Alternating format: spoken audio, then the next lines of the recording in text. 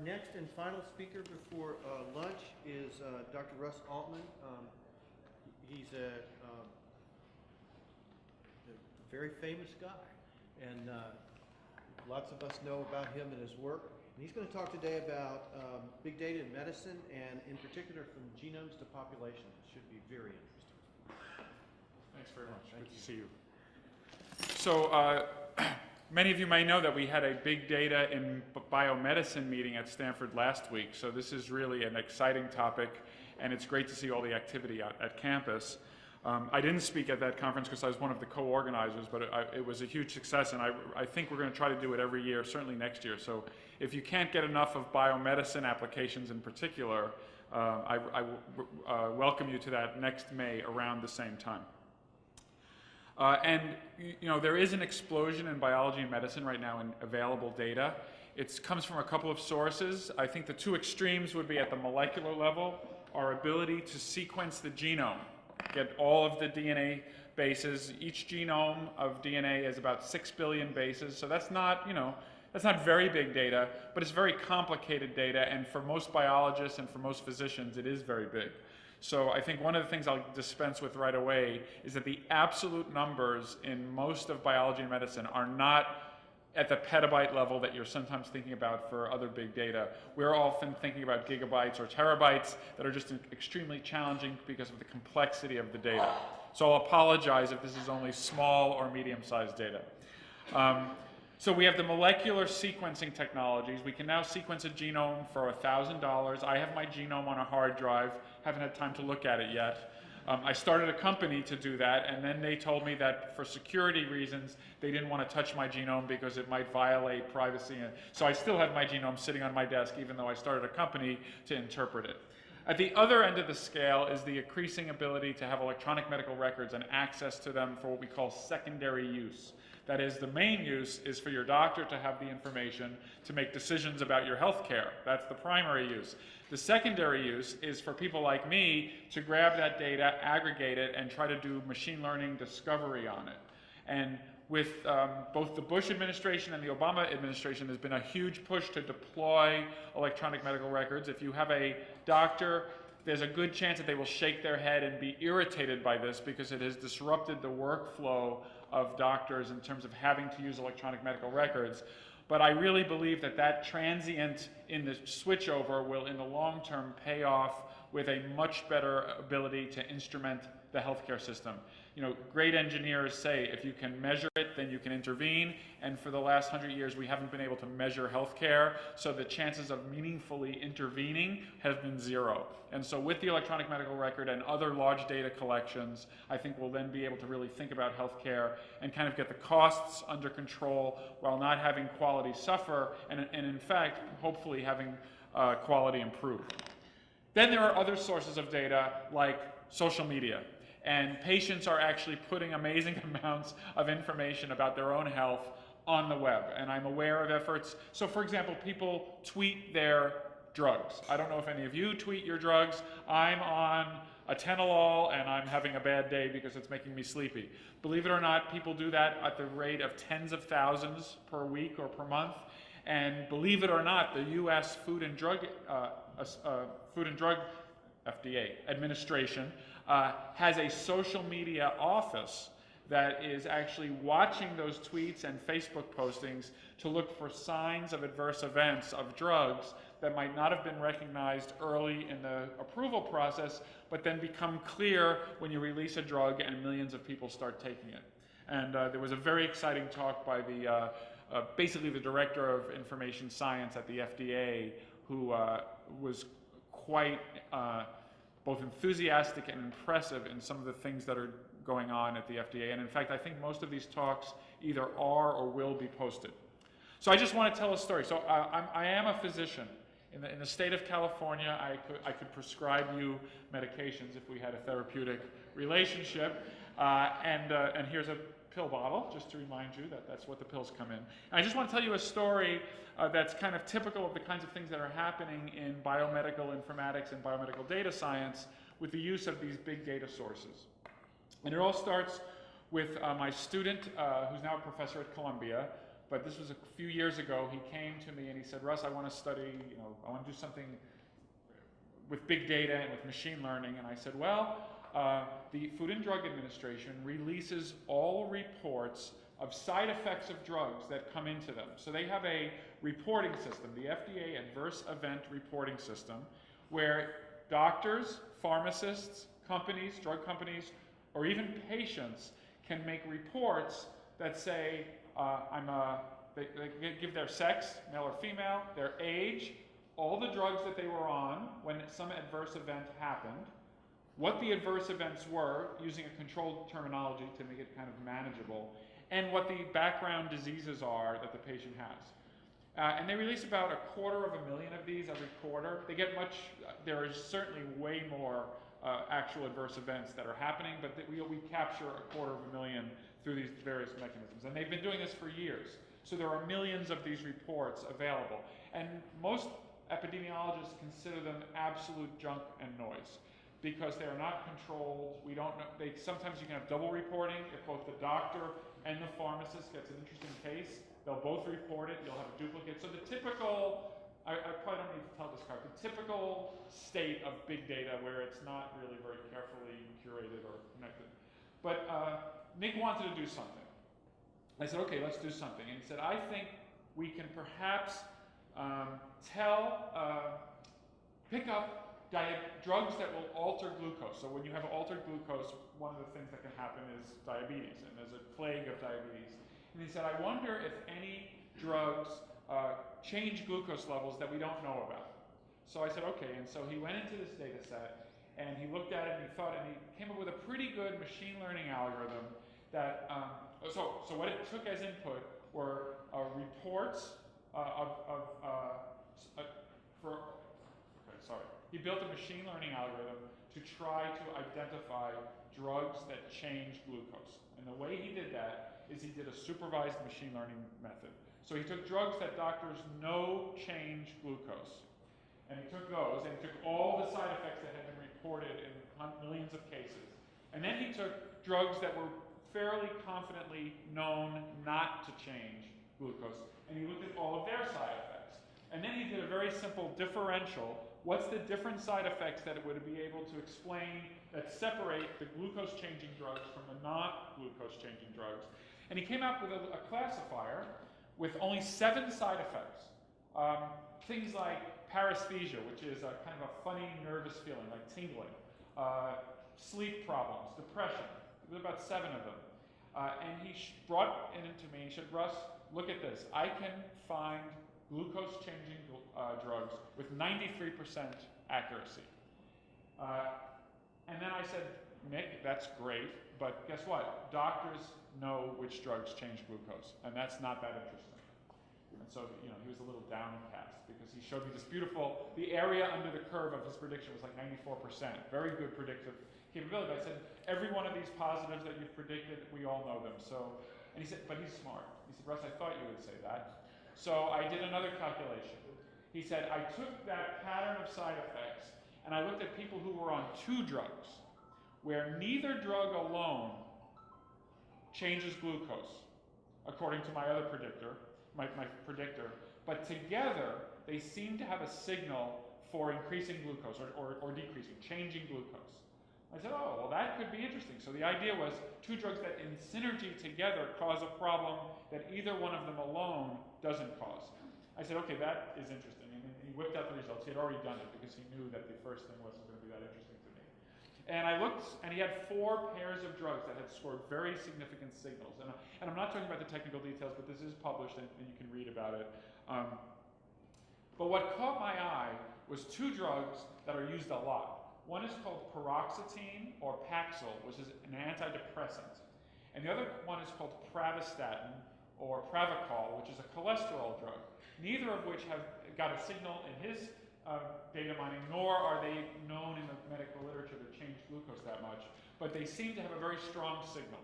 So I said, well, and we learned subsequently there are 15 million Americans on each of them, and we estimate about 800,000 to 1 million Americans on both, not to mention the global population.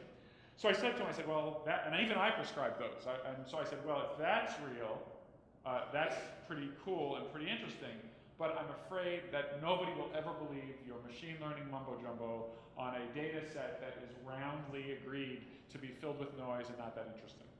So he said, okay, what should I do? I said, why don't we go into the Stanford electronic medical record, which one of my colleagues took the time to de-identify, that is to take away all identifying information, about 3 million patients worth of data, and is now available for research after getting appropriate human subjects approval. So we wrote a human subjects approval, said we'd like to look at the electronic medical record data for people who are on both of these drugs because we have a hypothesis that glucose will change, either up or down.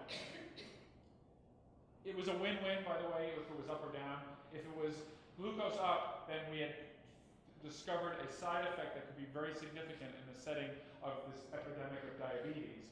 If the glucose is down, then we've developed a new treatment for diabetes, for which there is an epidemic. So this was a beautiful thing, because as long as something was up, we would be okay. But we didn't know. As I said, this was a very dirty data set. And so we got the permission. We went into the Stanford electronic medical record, and we found 11 patients. Now, there's not just 11 patients on those two drugs, but we needed something very specific. We needed them to be on one drug and have at least one glucose measurement. Then we needed them to get the second drug and have another glucose measurement, and we needed that to happen within a time frame where you could attribute cause and effect reasonably to the measurements. So we decided, somewhat arbitrarily, using a little bit of my clinical intuition and really nothing more than that, that we would insist on a 70-day period, 35 times 2, where the second drug came on board in the middle, and there was at least one glucose before the second drug, the second P, if you will. We call it the P and P, right? Pravastatin, Paxil. So you get one P, you get a glucose, you get the second P, another glucose, and then we can compare the glucose before with the glucose after to see if there's a change. Only 10 or 11 patients in the Stanford EMR, but 9 out of the 11, I think it was 11, had a glucose that had gone up by 20 milligrams per deciliter. So I'll remind you that glucose measurements are usually around 80 or 85 in a non-diabetic. 120 is one of the, or 125 is one of the cutoffs for a diagnosis of diabetes, and we were seeing a bump of 20, which could throw somebody into diabetes clearly. We didn't show that they were throwing into diabetes, but that was a big enough measurement to get our attention. So that was a big deal, because when he sent me that message, and by the way, the p-value on that, even though it was only 11, 9 out of 11 is significant. So he said, Russ, we have a significant measurement. This looks real. And I said, Nick, this is awesome, and now you have my attention. A. B, still nobody would ever believe this, because you have this mumbo-jumbo in the FDA database, and then you have 11 patients. Give me a break. That's not big data, right? By the way, one of the things about big data is it allows you to throw out a lot of data, so you get a really beautiful small data set that allows you to actually learn things, and that's one of the ways we use this a lot in medicine. But there are electronic medical records at other major universities, and I have friends at Harvard and Vanderbilt who have similar databases. So we called them up, literally, sent them an email, said, hey guys, we have this intriguing prediction at Stanford with 11 patients, it's held up. Could you do a similar query with the first P, the second P, the 2 glucoses? So Vanderbilt, 3 days later, sent us 30 patients. Same trend, 16 to 20 milligrams per deciliter up. Harvard took about a week and a half because it was a harder query in their system, but had 100 patients. Same effect. So now we had together about 150 patients all told, with a very clear statistically significant signal for increased glucose.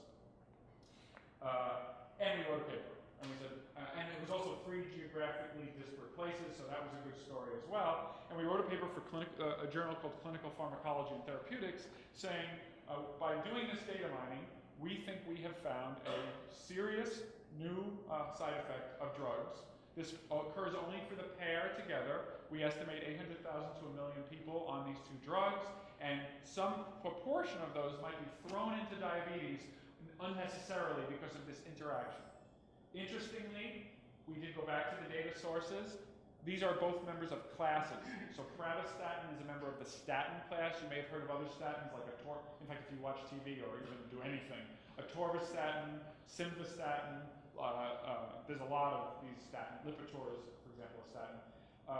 And Paxil is a member of the SSRI antidepressants, selective serotonin reuptake inhibitor, and this includes more famous drugs like Prozac, Zoloft, and others.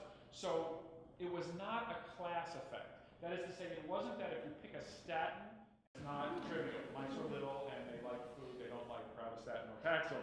But if you mix it with butter and with Sprite, it turns out they will eat it. And so he gave these drugs. He gave some mice nothing. He gave some mice one P, some mice the other P, and some mice both. And he saw a jump in their glucose. But the paper was accepted without that data. And so it was beautiful because I was very proud of my colleagues in the field that they could review this. They didn't insist on the experimental data, but we did throw in the figure at the end as a kind of a note added in proof, saying, look, this seems to be a real effect even in mice. So those of you who don't believe a single thing of what we said about the data, here's an experiment, which by the way cost me $5,000. He got some bites, he got some finger bites of his fingers from the mice, but one of the messages to my colleagues in biomedicine is, it's not that you don't have to do experiments, it's that if you use your data appropriately, you can have a very precise hypothesis about what needs to be tested when you do go into the lab. So it's not like a fishing expedition. If you were to do a large-scale screen of every pair of drugs looking for trouble with glucose, this could be hundreds of thousands or millions of dollars, and we did $5,000 just to show the focused effect. So this was very exciting, and people liked the story because it was FDA data, EMR data, followed electronic medical record, followed by the experimental data. And then there's a little postscript, and then we'll have lunch. So first of all, he went on and I won't talk about this, but he went on to do this on a large scale. He took his FDA data mining, he refined it. There's a lot of biases. He came up with some clever methods for getting rid of these biases. Then made a bunch of predictions, looked at the electronic medical record for some evidence that these were true, and we wrote a big paper that actually proposed 65,000 new side effects for drugs. And this got a lot of press as well, and somebody from the press called me up, and this is the best question, said, Dr. Altman, congratulations on the paper. What do you expect the FDA to do with 65,000 new side effects for drugs? And that was a great question, and the answer is you have to triage them. Nobody cares about the ones that are not critical, but the ones that are life-threatening should be prioritized and should be investigated. But let me just tell you quickly the final story, and then I'll stop. So we were sitting around, and we were thinking, I wonder if the patients who are taking these drugs are getting any symptoms and doing any web searches that would indicate that they're having trouble. And so we wrote a proposal to Google, there might be some Google folks here today, saying, can we please see your web logs? Because we'd like to see if people are typing in the names of these drugs along with symptoms that might be associated with diabetes. Oh, I should say, by the way, that we had eliminated everybody with diabetes in our studies in the electronic medical records, but if you looked at diabetics, their glucose was going up 60 milligrams per deciliter, not 20, so they were having a huge effect. Google said no. So I was telling a friend of mine who works at Microsoft Research, some of you may be from Microsoft Research. I use Bing as my default search engine now because of what I'm about to tell you. So that my friend from Microsoft Research said, well, Russ, we have the Bing search logs. You could do it with that. And I don't know, what do you say to your old friend? I said, well, I don't know if a lot of people, frankly, use Bing. He said, yes, I understand. He said, but what you might not know is people who use Internet Explorer often have agreed to a pass-through agreement that says we can save all of their search results for 18 months for research purposes. So anybody who's used Internet Explorer, we have all their Google, Bing, Yahoo, all their searches.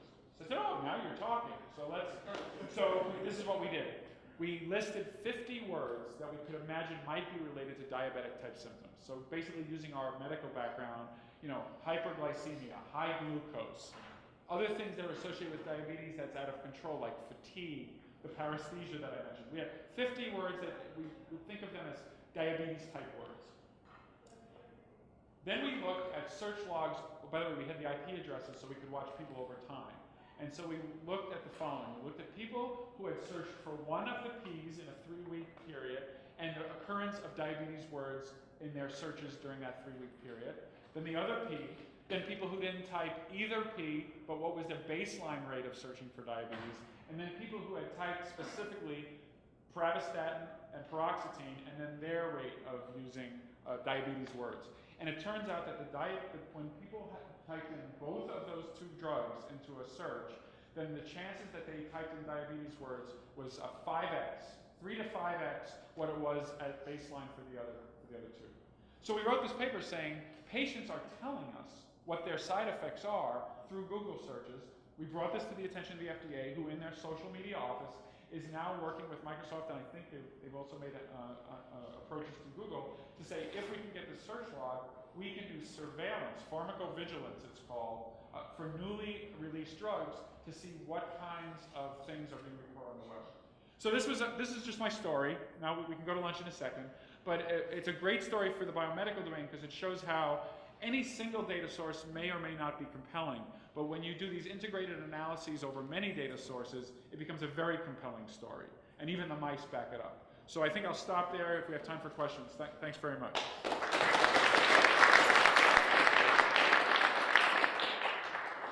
So we do have time for a couple of questions. That was a fantastic talk. Thanks. There was one back there and then over here. Yes? Oh, so my quick question was, basically my question is A1Cs, did you look at A1Cs or just the glucose measurements? Did I look at A1C measurements? A1C, the blood glucose A1C measurements? Blood glucose. So there's one way to do the measurements that you do in the the hemoglobin A1C? A1C. Yeah, I'm sorry, yes. I am a doctor, I am familiar with that. So the hemoglobin A1C, as you may know, is a measure of integrated exposure to glucose over time, and we were looking for an acute effect, and so I think we may have looked at it, but it wasn't sophisticated, it either wasn't changed, or I told Nick not to pay as much attention to it because I didn't think in that short period we would see a change. But in his subsequent work, he looked at all lab values for lots of tests. So there may be 1 million Americans taking this combination. Some fraction of those Americans use Bing, and some small fraction are actually querying.